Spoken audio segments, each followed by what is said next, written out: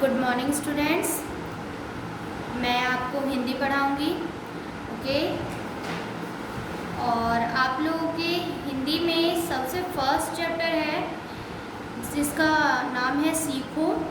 ठीक है, कि पहाड़ों से क्या सीखना चाहिए, नदियों से क्या सीख लेनी चाहिए, क्या सीखना चाहिए, वो क्या सिखाते हैं हमें। उसके बाद फूल हमें क्या सिखाते हैं, भंवरे हमें क्या सिखाते हैं।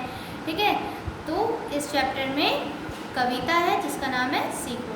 ठीक है, इस कविता के माध्यम से जो कवि है, कविता कौन लिखता है बच्चों? कवि लिखते हैं, पोइट लिखते हैं। जैसे पोएम पोइट लिखते हैं, ठीक है, इंग्लिश में, वैसे ही हिंदी में कविता कौन लिखते हैं? कवि लिखते हैं। कवि ने यह समझाने का प्रयास किया है कि प्रत्येक प्राकृतिक वस्तु हमें कोई ना कोई सीख देती है। और प्राकृतिक वस्तु में क्या क्या आता है बच्चों?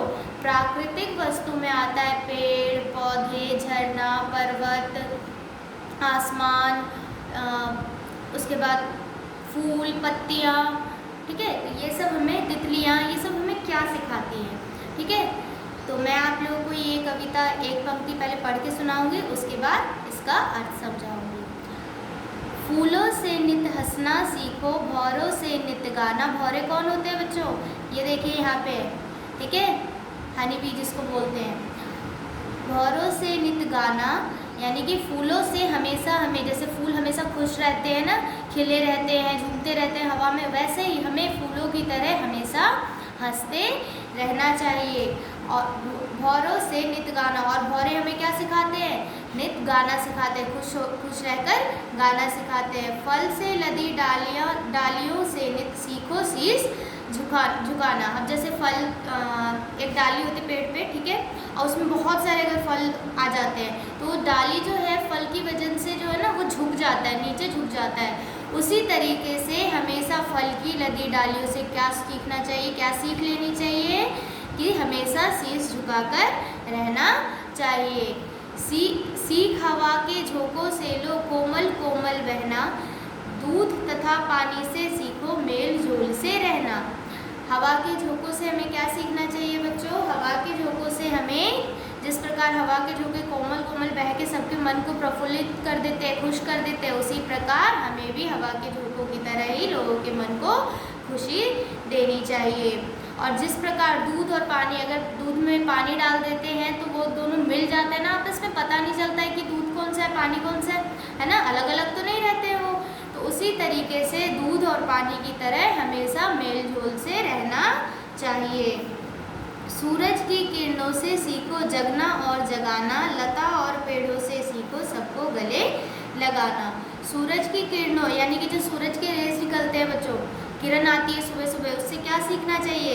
कि हमेशा समय पर जगना चाहिए। और लता, पेड़ की जो देखे होगे बरगद के पेड़ में ऐसे ऐसे लताएं निकलती हैं, डालियाँ निकलती हैं, ठीक है,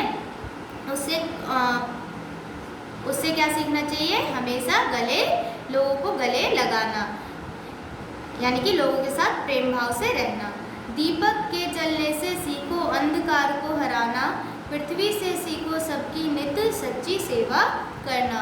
और दीपक से हमें, दीपक क्या होता है? दिया। दिया से हमें क्या सीखना चाहिए, क्या सीख लेनी चाहिए? कि हमेशा अंधकार को दूर करना।